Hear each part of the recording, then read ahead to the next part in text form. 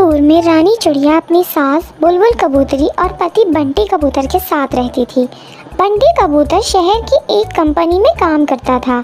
उसकी शादी हुई कई महीने गुजर चुके थे, लेकिन वो अपनी पत्नी रानी चिड़िया को कहीं भी बाहर घुमाने के लिए नहीं लेकर गया था। एक दिन रानी चिड़िया अपने पति से कहती है, सुनो जी, शादी के बाद तुम कहीं भी मुझे घुमाने के लिए नहीं लेकर गए। ऐसा करो, हाफ टाइम की छुट्टी लेकर घर आ जाना। आज हम लोग फिल्म देखने चलेंगे। ठीक है, कंपनी में छुट्टी लेकर आ जाऊंगा, तुम तैयार रहना।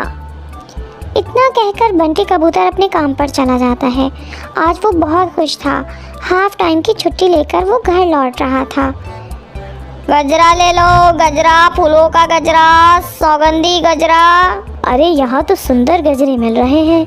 मैं रानी के लिए एक खरीद लेता हूँ, वो बहुत खुश होगी। बहन, मुझे एक सुंदर सा गजरा देना। ये लीजिए साहब, ये सबसे सुंदर गजरा है। आपकी पत्नी इसे लगाकर बहुत खुश होगी।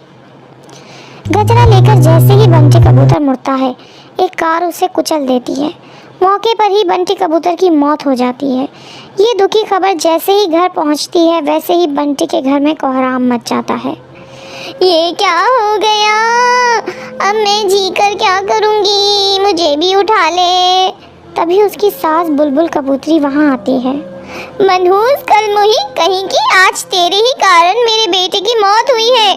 अगर आज तू उससे फिल्म देखने जाने की जिद ना ही करती तो आज मेरा बेटा जिंदा होता। तूने ही मुझे बर्बाद कर दिया। अब तू हमारे सामने बैठकर आंसू बहा रही है। चल यहाँ से निकल जा मेरे घर से। जब मेरा बेटा ही नहीं रहा तो तू यहाँ रहकर क्या करेगी? इसमें मेरी क्या गलती है? मैंने कभी बंटी का बुरा नहीं चाहा। मुझे आप घर से मत निकालिए माँ जी। इस दुनिया में मेरा आपके सिवा कोई नहीं है। मैं कहाँ जाऊँगी?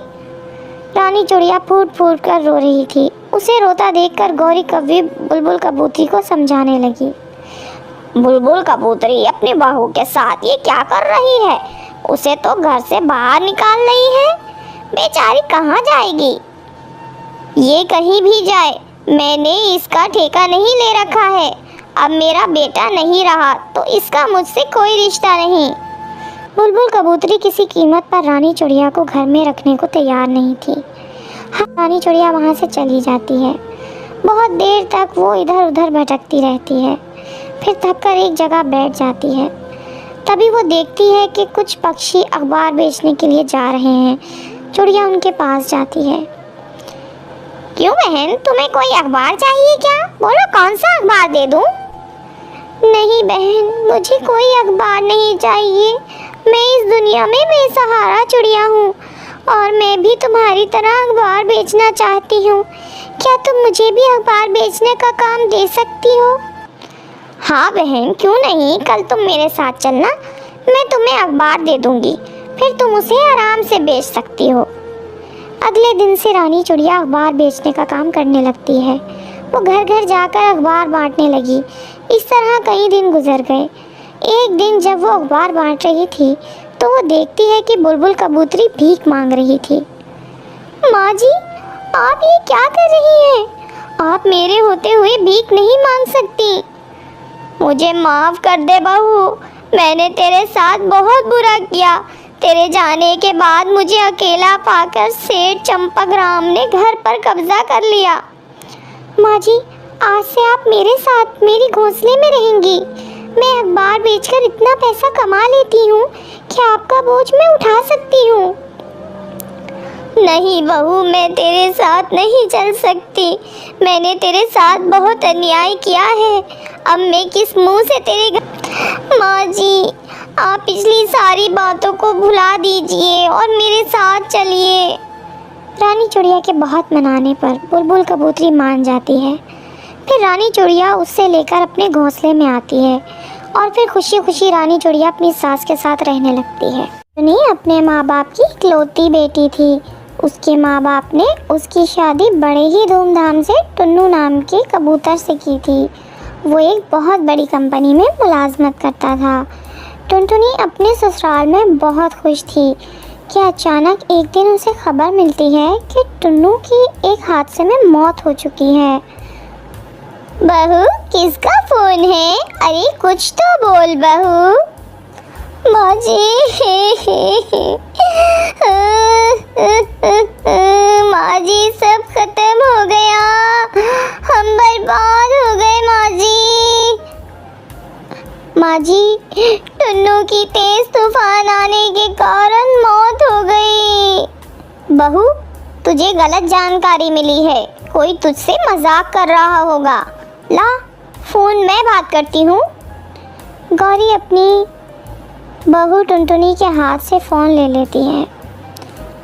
क्या बात है कालू, तूने बहू से क्या बोला है?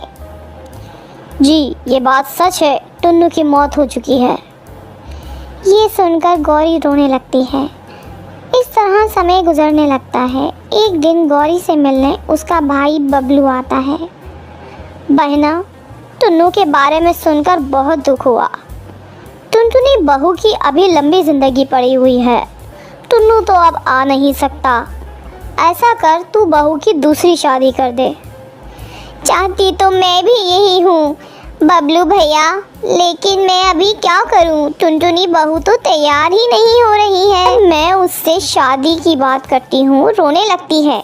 मैं क्या करूँ, समझ में कुछ भी नहीं आ रहा है। मामा जी टुनटुनी को समझाने कमरे में जाते हैं। कैसी है बेटा? अरे मामा जी, आप कब आए?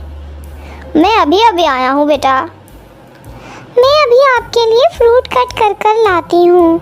मामा जी, बेटा तुम मेरे पास बैठो, मुझे तुमसे कुछ बातें करनी है। क्या बात है मामा जी? देख टुनटुनी, तेरी अभी बहुत लंबी ज़िंदगी है, तू मेरी बात मान, दूसरी शादी कर ले। अब टुन्नू तो वापस आ नहीं सकता। मामा जी, आप कैसी बातें कर रहे हैं? ऐसी बातें मत कीजिए। टुन्नू को मैं कभी भुला नहीं सकती। मैं दूसरी शादी नहीं करूँगी। लेकिन टुनटुनी, मैं तेरे भले के लिए कह रहा हूँ। तू तो जानती है ये दुनिया कैसी है। मामा जी, मैं दुनिया के बारे में नहीं जानती। मैं माँ जी के साथ ही अपना जीवन बिताना चाहती हूँ। टुन्नू ही उनका आखिरी सहारा थे, वो चला गया। अब मैं माँ जी का सहारा बनूंगी। अगर आप लोग चाहते हैं कि मैं खुश रहूं, तो आप लोग मेरा एडमिशन किसी कॉलेज में करा दीजिए। मैं आगे पढ़ना चाहती हूँ। ठीक है बहू, तू जैसा ठीक समझे। मैं तो तेरे भले के लिए ही कह रहा था। मैं अभी गौरी से कह देता हूँ, वो तेरा एडमिशन कल ही किसी कॉलेज में करा देगी। अब टुनटुनी कॉलेज जाने लगी। एक दिन वो नोट्स लेने के लिए अपनी सहेली के घर जाती है। वहाँ उसकी मुलाकात उसकी सहेली के भाई कल्लू से होती है। आप कौन हैं? आपको किससे काम है? मैं पिंकी के कॉलेज की फ्रेंड हूँ टुनटुनी। मैं नोट्स लेने आई हूँ। पिंकी तो अभी घर पर नहीं है, मैं उसे बता दूंगा। वैसे आपका नाम क्या है? मेरा नाम टुनटुनी है। जब पिंकी घर पर आती है तब उसका भाई कल्लू उससे कहता है, पिंकी, तुम्हारी सहेली टुनटुनी तुमसे नोट्स लेने आई थी। हाँ भैया, मैंने उसे घर पर बुलाया था ताकि तुम उसे देख लो और वो तुम्हें देख ले। बेचारी विधवा है और मैं उसे अपनी भाभी बनाना चाहती हूँ। कहो तुम्हारी क्या राय है? ठीक है पिंकी, मैं शादी करने के लिए तैयार हूँ। पिंकी अपने भाई कल्लू का रिश्ता लेकर टुनटुनी के घर जाती है। आंटी जी, मैं टुनटुनी को अपनी भाभी बनाना चाहती हूँ। मेरे माँ बाप तो बचपन में ही गुजर गए हैं, इसलिए मैं अपने भाई कल्लू का रिश्ता लेकर आई हूँ। बेटा, मैं भी यही चाहती हूँ, लेकिन टुनटुनी तो शादी के लिए तैयार ही नहीं है। मैं मनाती हूँ, आप हाँ कर दीजिए, मैं टुनटुनी को मना लूँगी। पिंकी टुनटुनी को कल्लू से शादी करने के लिए बहुत मनाती है। आखिरकार टुनटुनी शादी करने के लिए मान जाती है। एक दिन धूमधाम से टुनटुनी और कल्लू की शादी हो जाती है। टुनटुनी अपने ससुराल जाकर खुशी खुशी रहने लगती।